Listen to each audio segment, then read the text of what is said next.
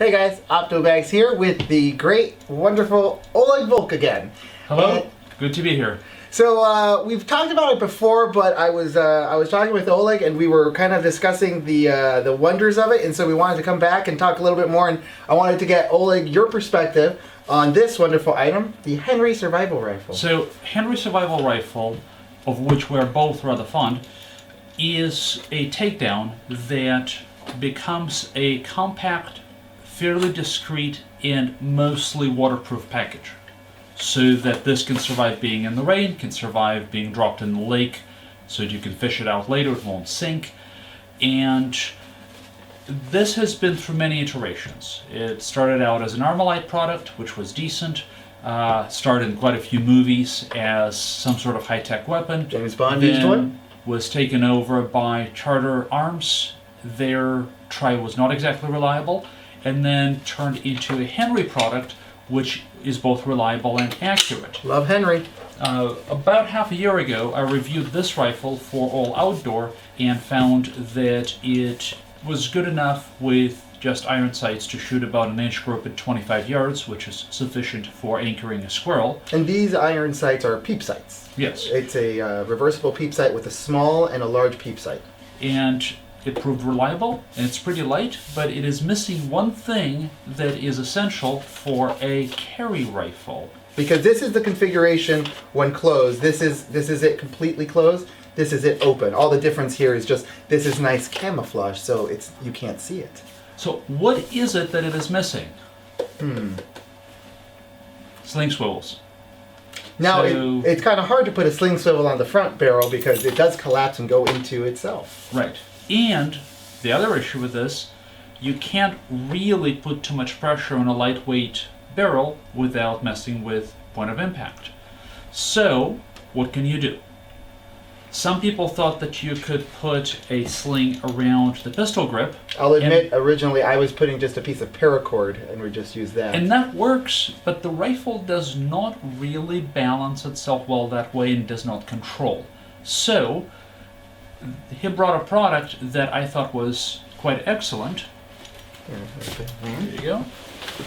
It is a sling.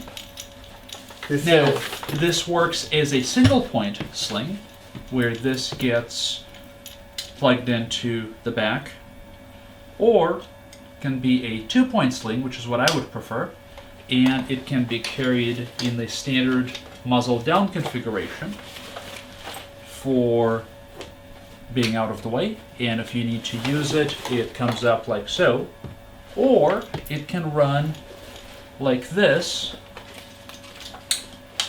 for stabilization. So now I can run it with one hand. The other part of the support is provided by the sling, and this hand is still available for other tasks, such as controlling other things I'm carrying, holding on to railing, perhaps keeping track of a pet or a child, whatever it has to be. And by not putting too much pressure on the barrel, just enough to stabilize the gun, I am avoiding the point of impact change. Or can be run with both hands, or can be run like this. This is actually a very stable way of doing it because I'm letting the rifle free recoil. With 22 it's pretty minimal. Pretty light recoil. But this way I am controlling the muzzle end of it without actually distorting the point of aim. Very nice. I will say this, the configuration does have the external magazines. The original configuration when I contacted the person who made this did not have 4 external magazine sections. I requested that and that was custom added on. It normally came with just one side for two magazines, but I particularly asked for it and it is now produced with the 4 additional externals. So 2 magazines fit inside the stock. And one in the fits well. inside of the magazine well. That's 24 rounds. 24, it's an 8-round magazine. Then you have 32 more here. Just You about 50 suddenly there. have a reasonable amount of ammunition on hand, all quite readily available. And for a survival rifle, that is quite useful, especially since these magazines are metal, so if you fit them in the pocket, they're going to scratch each other up. This way, they're separated, you're not doing damage to them or the cartridges. And one thing that I have found, especially because the Henry Survival Rifle is so light, it makes it easy to not question taking it with you if you're going on a long walk or a day hike, but then to be able to just sling it on your shoulder makes it even much more enjoyable, and there's almost no reason not to carry it. And it's actually, you have to remember, it's quite light because the internal housing is meant to hold the action and the barrel. So once they're out and moved forward, it's actually quite light and quite well balanced. And this makes a theoretically useful rifle actually practically useful because now you can take it with you. And when you were using the Henry, you were, what distance were you shooting? I was shooting at 25 yards, and I found that at 25 with iron sights, CCI mini mags or similar produced a group of about 1.33 inches, and very standard velocity match ammunition produced 1-inch groups. I found that when I was running the subsonics, I was running the CCI subsonics, they were quite manageable, but they did not have sufficient energy to eject the round, so I would have to manually strip that casing afterwards. And the only other factor to remember with the Henry, which is not a bad thing, it's simply by design, when you pull back the bolt, the action does not lock back. So whenever you do operate it, as you do with any firearm, you always want to make sure that you're treating it as loaded and that you are checking that the magazine is removed and that there is nothing in the barrel before letting it come forward again. If not, you'll just be knocking around into the barrel. But you do have an actual thumb safety with positive actuation of on-off safety, which is very nice. It's not skimping. This is a very good 22 rifle. Compared to a number of competing quote-unquote survival rifles, this one is actually usable for more than just being carried around easily. It actually performs as a firearm and not just as an object carried around for encouragement of the spirit without necessarily providing much in firepower. Now let me ask you, because I know that I have found it very enjoyable because of the design holding the stock. The actual grip is slightly offset from the action, and I actually find that quite comfortable when I'm shooting, whether prone or within a kneeling position. That I find it a little bit easier to keep into the shoulder, and my hand just naturally wants to kind of come around and hold it, and I find it quite stable that way. What do you think of that? Most of the time I run it like this, and my thumb actually sits against this protrusion. That allows me to push it into my shoulder with the left hand, which is exactly the same way that you would stabilize a handgun, where your left hand pulls, right hand pushes, and together they provide stability. You're getting the same exact effect with this rifle, and this approach works very well also if you're trying to rapid fire. If you are using marginally adequate 22 for trying to stop something like a bobcat, you might want to use all 8 rounds quickly. Or same thing for a human foe. Whereas if you're going after a squirrel or something small and edible, you can very easily use the very conventional high power position so that you would have a greater probability of an accurate shot.